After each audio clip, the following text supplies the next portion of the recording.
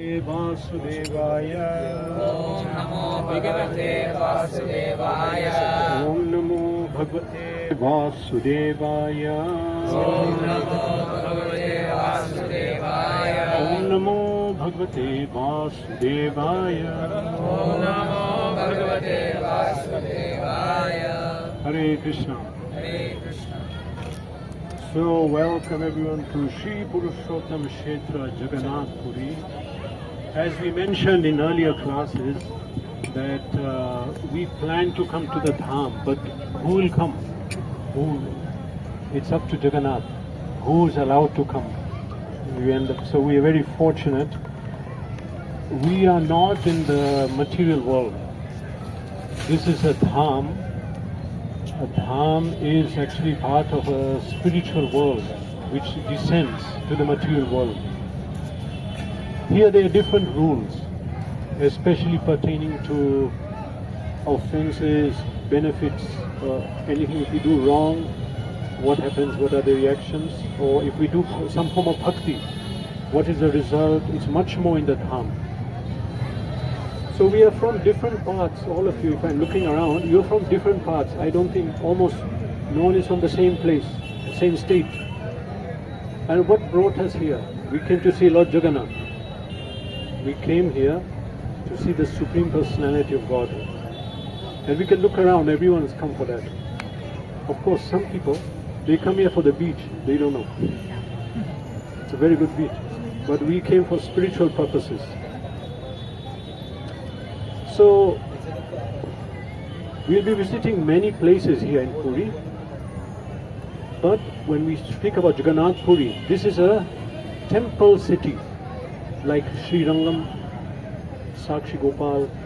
The main feature is the temple, and the city is all grown up around the temple. Later on, here we are in Jagannath Puri. Okay, this Yatra we are going to be covering later. Jagannath Mayapur. This is Puri, and tomorrow we may go to some other places nearby. Okay, so we are in a Dham. What is the meaning of a Dham?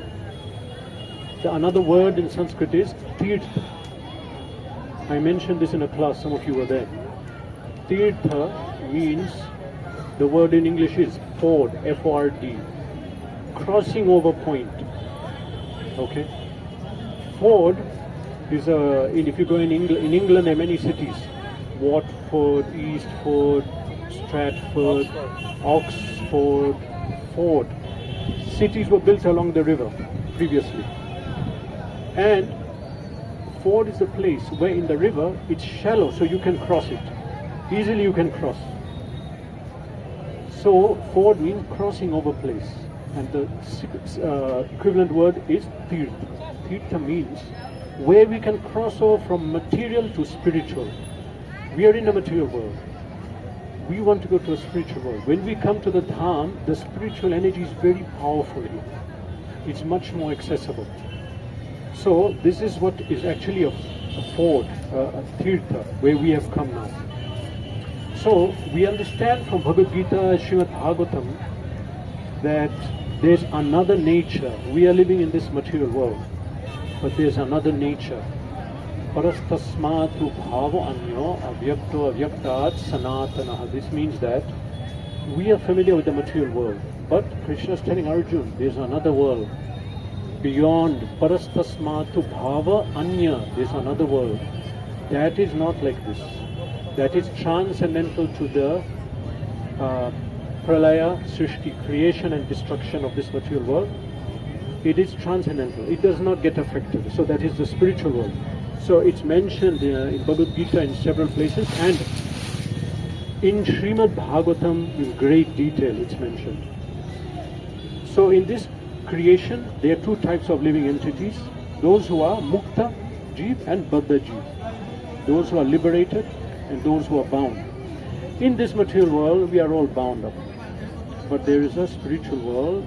People are not undergoing birth and death, they are not suffering, they are in happiness, eternality. That is called spiritual world, or Param Padam, Vaikuntha, different words. So in that world people are very happy. In this material world people are suffering. Krishna says in Gita, Manashasthani Indyani Prakritisthani Karashati. Karashati means hard struggle. Struggle, difficult. Why? For happiness. We are suffering. We want to be happy. Karashati. We are struggling. We want to be happy in this world. So Prabhupada gave an example. To build a skyscraper, people struggle hard to build a building or a big house. Someone said, I want to build a big house.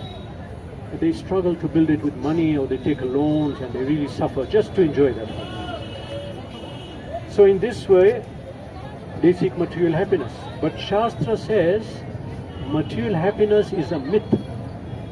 You've heard this word, myth, mithya. It does not exist. It's just a legend. We're talking about being happy in the material world, but it doesn't exist. Shastra, Bhagavad Gita explains this. So, this body in this material world, we use it to try to enjoy, but it's flesh. How can I enjoy it? It's actually a mental condition. When I think I'm enjoying good food, a good movie, whatever. Actually, this is a program that's running in the mind. It's not that the enjoyment is in the body. There's no enjoyment in the body. It's a program. Just like in a dream. I think I'm enjoying, but I'm not. It's a dream. It's a program. It's running like that. Okay, so being in illusion, we cannot see this, that we are not enjoying. We cannot see that there is no happiness. Okay, now why am I speaking about this? Topic comes to Lord Jagannath. When Lord Brahma was creating this material world, in Srimad Bhagavatam, we understand Brahma created, being empowered by Vishnu. So when he created this world, naturally he created the suffering and this hot, cold, rain. So after some time he became very disturbed. And he told Vishnu in chapter 3, text 9, he said, "O great actor, my lord, these poor creatures in this material world are constantly perplexed by hunger, thirst, cold, secretion of bile, attacked by coughing winter, blasting summer, rain, disturbing elements, overwhelmed by strong, indefatigable hunger, sex desire. And I take pity on them. I am so much aggrieved for them." So Brahma, he was, and north of the ocean, tracts of land. This is my own Vaikuntha that has descended. So I shall descend personally and I shall give relief to those who are suffering in this material world. So this is Jagannath Puri. This is the land. It's described in Skanda Purana how people are suffering.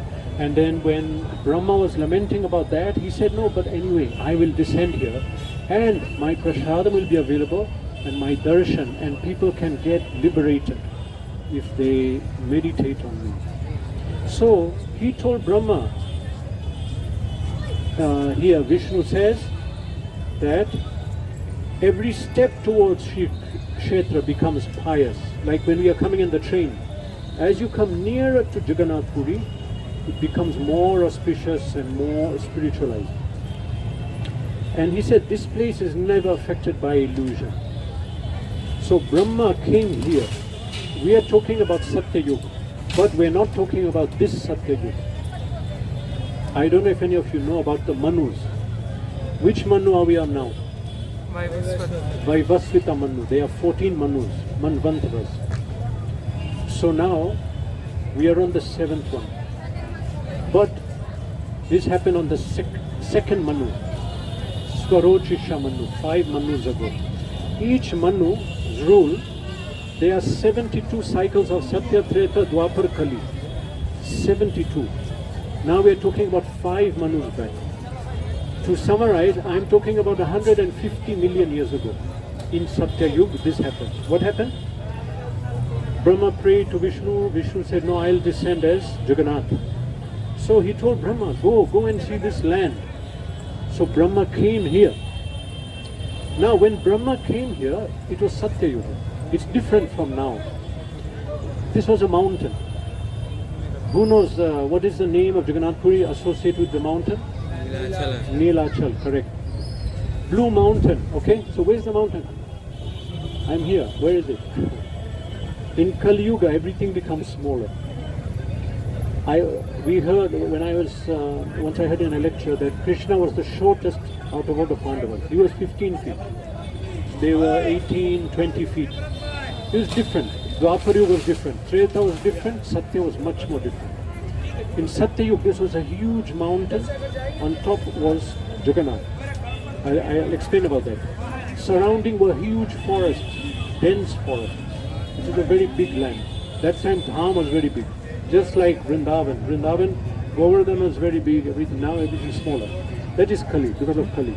So Lord Brahma came, he took time, he came to Neela, it's called Neeladri, Neelachal, Neeladri. So he came here. Where Jagannath is now, there was a cave. Then there was a vat, a tree. The tree is still there, Akshay Vat. And there was a huge kund. Now, the kund was called Rohini Kund, now it's not there. Kali Yuga. So under the tree there was a kund and there was a cave. In the cave was Neel Madhav. Very beautiful form of Vishnu. And Lakshmi, they were there.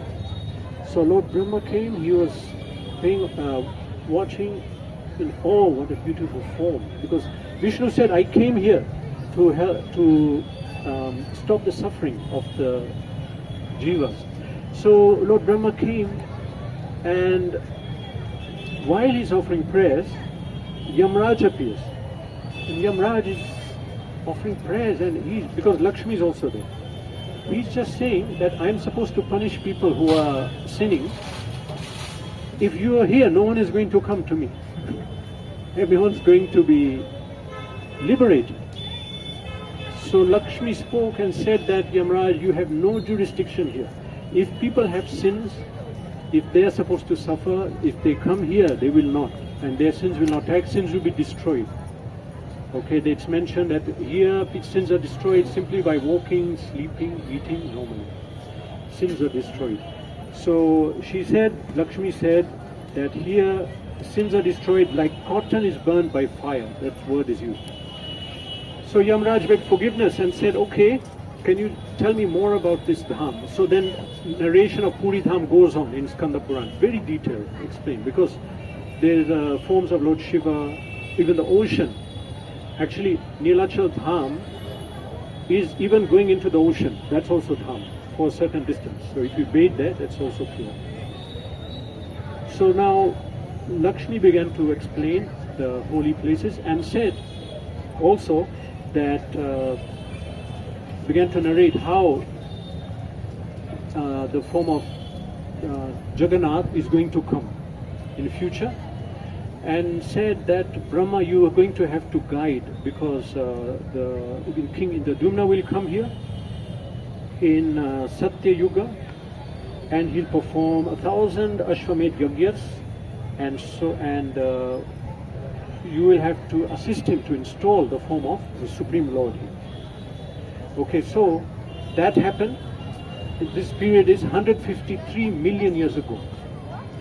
These are the time scales. Now if you look in Wikipedia and these archaeologists, they'll tell you this temple is 1,000 years old. That's all they can think about. They cannot go back so much. But our histories go back millions of years. This temple is 150 million years old. But not the whole thing. Not all of it. The main first temple. Later everything was added. Okay, so there was a king called Indradyumna. King Indradyumna was ruling at Avantipur. Where's Avantipur? Yeah, Avanti is there, and there's another Avantipur in Kashmir, so I'm not sure which one they refer to here. Avanti is there, the Avantipur. So he was ruling, he was very spiritually inclined. He asked a question in his court. He asked that, where am I able to see the Supreme Personality of Godhead face to face? I hope all of you can hear me clearly. Huh? Noises are coming here and there. So when he asked, a traveling mendicant, a sannyasi, said that during his childhood he heard a place on the eastern part of Bharatvarsha He said there's a dense forest and a huge mountain called Niladri. In the center of this mountain, there's a huge kalpavriksha which is still there. There's a vat tree, not so big now. Okay, so he said that vat tree is 2 miles wide, and anyone who sits under that vat tree, all his sins are destroyed. Okay, so near is Rohini Tirtha. Did you see Rohini Tirtha? Rohini Kund, yes. So, well, we didn't see the Kund, we saw some plastic. That time it was a huge Kund. So he said he stayed for a year and he saw how Devatas were coming, descending and dancing and offering prayers to worship Nilmada. So the king at once said, okay, I want to find this place. I want to go there and shift my capital there and spend the rest of my life there in this place. So then he called for his head minister, Vidyapati. Yeah, have you heard of this story before? You would have, yeah, it's quite common. Okay, so he told Vidyapati, and Vidyapati at once, no, not Vidyapati, he told his minister and his minister's brother, who is Vidyapati.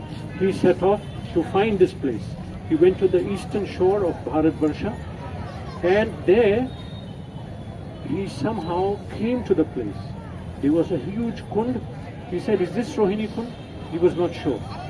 There was a vat tree. While he's thinking like this, a crow came.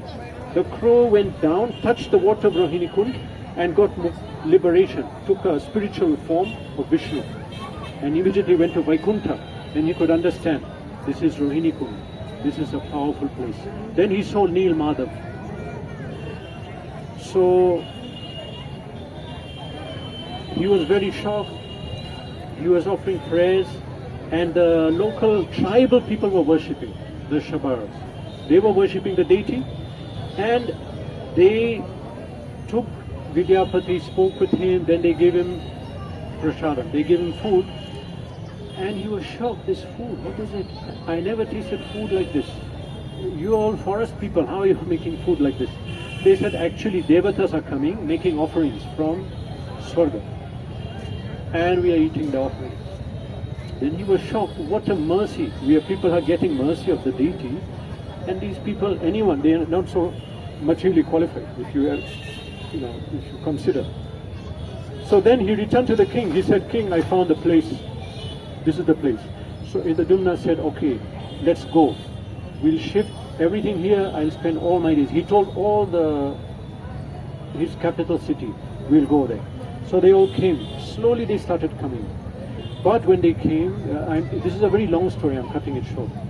When they came, Nilmada was not there. But what happened was, there was a prophecy that in future a king will come. When the king comes, Nilmada will leave. But there was a reason why Nilmada left. Because Yamaraj was a devotee, and he was protesting that why is Nilmada here? I can't punish anyone. No one is coming to hell. So he disappeared. But at the same time, he had to fulfill his promise that in Kali Yuga, I'll descend and I'll liberate people who are suffering. People will get opportunity to be liberated, so they can come here. So because of that, there was a long past time where Lord Brahma came here. Indradumna was very disturbed. He said, Nilmada is gone. Now there's no need for me to live my life. So then a voice came from the sky, Akashvani, that no, Indradumna, you should install my form. Narad and Brahma will help you. Okay, so then he said, tomorrow you're going to go to the beach, this here, ocean, and you'll swim, and a wood will touch you. That is going to be used to carve my deity. So in a long story, and Vishwakarma came, the architect of the demigods, he carved the form. So he carved the form, and there were many rituals performed to install the deity. Lord Brahma himself installed the deity and set up the rituals for worship. Later some were added. For example, this Chapan Bhog, this was added by Shankar Math because many pilgrims were coming. They wanted to take prasadam. So they increased the number so everyone could get prasadam. So Lord Brahma, he got that form, that Lord Vishwakarma carved the form of Lord Jagannath, and then gradually they built the temple. Before they built the temple, Narad Muni said to install a form of Nrsingadev, and that form of Nrsingadev is at the end here still. We'll see that tomorrow. So he carved Nrsingadev, then he carved this form, then later Balabhadra, Subhadra. Lord Jagannath is Krishna himself, Balabhadra is Balaram, his brother, Subhadra is his sister. Okay, so this is a narration of how Jagannath came here. There are many reasons why Jagannath came. This is one of them. Tomorrow we'll discuss some more. We are familiar with this name Jagannath Puri. There are many other names for here. Okay, we went through this even in the class earlier. Who can tell me another name of this dham? Jagannath Puri 1, 2. Sorry, Purushottam Kshetra 2. Shri Kshetra, any other? You said, okay, another person. Okay, Neelachal, another name for this dham? Shankar. Shankar? Shankar. Shankar Kshetra, correct. 5, any more? One more, then we'll go on. Another name for this dham? Nakul, you know? Okay, I'll go over. You said quite a few. Of course, Neelachal. Okay, there's one here, Dashavatar Kshetra. Why?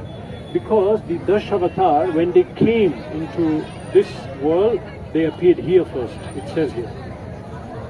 Okay, this is mentioned. Bhauma Vaikunta. Kapila Samhita states that this is the direct replica of Vaikunta. The walls, everything is there. Bhuswarga. Another is Puri Dham. Okay, so now Skanda Purana says in Dwapar Yuga, Krishna and Arjun personally came here and visited Jagannath Puri. For 3 days they were here. They observed vratas and had darshan of Lord Jagannath. Krishna had Lord darshan of Jagannath. Then Padma Purana, Narad Muni tells Prahlad Maharaj, one who sees or hears about the Supreme Lord manifest on the summit of Neelachal Hill will attain Lord Vishnu's abode. And you actually went and came here. You didn't just hear. In chapter 11 of Padma Puran, Lord Vishnu tells Shiva, I eternally reside in Shri Kshetra and I eat there every day. By sleeping in Puri, one obtains the result of Samadhi, but not during the lecture. Okay, one gets the result of Samadhi. Lying down here brings result of offering obeisances. By wandering around Puri, one obtains result of parikram. Every word spoken here is a prayer glorifying me. Puri is also sanctified and pure, that one attains the result of eating havishya, boiled rice with ghee, even by eating fish. But we should not. Followers of Prabhupada. Everyone who resides in Jagannath Puri is equal to me. Yamaraj has no jurisdiction to punish anyone here. Shiv Purana says, the unlimited, imperishable and primeval Sri Purushottam Dev resides in Puri. Being warmly affectionate to his devotees, Sri Jagannath Dev bestows liberation in 7 ways here. Okay, how? By remembering him. If you come here and remember him, you will attain perfection. If you honor the Mahaprasadam, we attain perfection. By visiting the abode, chanting his name, residing in his holy dham, having his darshan, or dying. If you want to attain him, you can die here also. Brahma Purana says, by bathing in any one of the 5 sacred tirthas, a person will get liberation. Who remembers the 5? Many times we said them. What are the Pancha Tirtha that gives liberation here? Huh? No. In Jagannath Puri, there are Pancha Tirtha, 5, you can say water bodies, where we take bath, we get liberation. Okay, one? Huh? Narendra Sarovar? No, it's not there. Mahodadi ocean. One. Huh? What's that? Rohini Tirtha. Yeah, you can bathe there, you can find it. Sure. Shweta Ganga. Yeah, 3. And Indradyumna Sarovar and Markandeya Sarovar. Tomorrow we'll go to Indradyumna Sarovar. Okay, so that gives liberation. So now, see, Rohini Kund used to be here. Rohini Kund, if one touches, one gets liberated. But in Kali Yuga, we are not qualified, so it's not that. Anyway, Lord Jagannath is there. But when I came 20 years ago, here, there was no covering. There was a hole, and we used to wait 3-4 minutes. Little hole, water comes, then he touches and sprays up. Then we wait again, another drop, but even that drop stopped. Okay, but according to Shastra, when Pralaya happens, Pralaya, you know, understand, when this universe is destroyed, how will it happen? This whole universe will get filled by water. That water will come from that small hole in Rohini Tirtha, which we cannot see now. But the water of devastation will come from there, it says. So this temple which we saw, Jagannath temple, is central in Puri. It's called Sri Mandir or Bada Mandir. Locally, if you want to refer here, you have to say Bada Mandir. No one will understand other words. Okay, this was built by King Indradyumna. Immediately, the center where Jagannath is. After that, many other places were built by other people. Okay, there are 4 entrances. This is the north. We entered from east, but this is the exit. Then you can also enter from the south exit. There's another one there. 4. Because Vaikuntha is Dwar is like that. Okay? So we mentioned many personalities came here. There's a disc, chakra. This chakra is called Neela Chakra. Just by seeing this chakra, one gets purified. It's equal to seeing the deity, even if you cannot see the deity. The chakra is 11 feet high and 8 inches. Once a day the flag is changed, you saw that. It's built from a special alloy. Okay. Recently a heritage corridor of 75 meters was built around the temple. This was not there before. This came now. This came recently. You can see this. It was not here before. Okay, surrounding this temple there are many temples, you saw that. Actually, what was installed first? Jagannath temple. Bimala, you recall we saw Bimala temple. And Mahalakshmi. Actually, Mahalakshmi also came later. Only Bimala, Jagannath, Baladev, Subhadra, these 2 temples were there. Now they kept adding different temples. So, but this is the main. So these temples, what was installed? Tomorrow we'll discuss why it was that they installed Bimala Devi here. Now what are the today main temples here? Some of them we saw. Lokanath temple, Markandeshwara, Hanuman temple, Bhubaneshwari, Nrsimha, Lakshmi temple, Surya Narayan, Sakshi Gopal, Kanchi Ganesh, so many temples. Bhoga offerings are made 6 times a day. Even in ISKCON it's the same. 6 times a day they make different offerings. And there are different names here. Tomorrow I'll go more in detail of that. Okay. The kitchen here it's mentioned is known as Rosaghar, and it's overseen by Lakshmi. She is cooking, you can say they are cooking. People are there. They are known as the Swara and Mahaswara, the cooks. But actually everyone understands Lakshmi is cooking through them. And the prasad here is said to be the most powerful prasad. Where's my phone? The most powerful prasad on the planet. Actually this prasad is mentioned in Shastra. If a dog eats it and it falls out of the mouth of the dog, it's still purified. So the prasad, there's a reason why is it so powerful. There's a narration how Lakshmi wanted this prasadam for herself and for all the living entities in this universe. Because she said everyone is suffering and they're not getting the mercy. Because Vishnu said, anything I'll give you, but not my prasad. So, Hare Krishna. So the prasad, Parvati wanted that Vishnu's prasad should be available for everyone.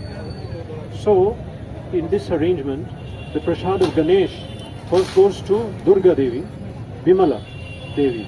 After that, we get it here. So everyone is allowed to take this prasad. And what we understand, even demigods come here to take the prasad. There's a narration, there's a story how once, there's a place here called Swargadwar. Now why is it called Swargadwar? I'll tell you. There's a narration once, a Devata came here. Indra came, but disguised as a human. They come disguised as humans to take prasad. So once Indra came, but no one knew.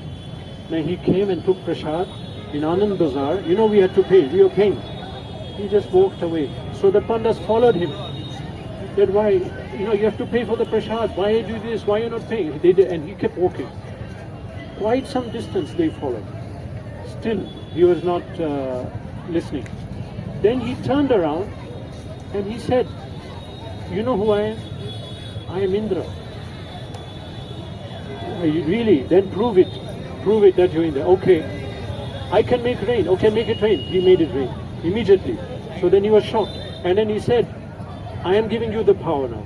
Whenever you want, you can make it rain.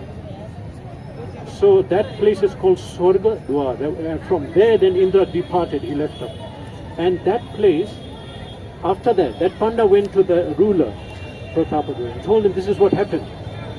So he said, really, can you make it rain? So he made it rain. And whenever he wanted, he could make it rain for the whole of his life. So Vishnu wanted that this prasad come here for benefit of all souls. So it's very powerful. And this place is very important for all Vaishnava Sampradayas. For example, for us, Mayapur is important.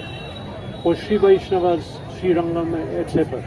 But here, all the Vaishnava Sampradayas are glorified. In fact, there's a Sri Vaishnava Math here, right nearby. Okay, so actually we wanted to sing a bhajan, but we don't have our phones, isn't it? Okay,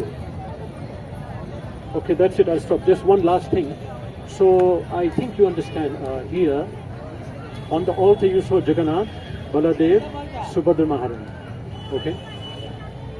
Jagannath is actually Krishna, Baladev is Balaram, and Subhadra is Subhadra, the sister of Krishna. This form of Krishna is actually in Dwarka. Jagannath Puri is Dwarka Krishna. That's why Sudarshan is there. But he's remembering Vrindavan. He's thinking of Vrindavan. Okay, so now it's quite late. Okay, there's some other story, narrations. Tomorrow we'll discuss it. Okay, so, morning time, just before lunch. Some other narrations. Okay, and we'll sing one or two bhajans. Okay, I'll end here.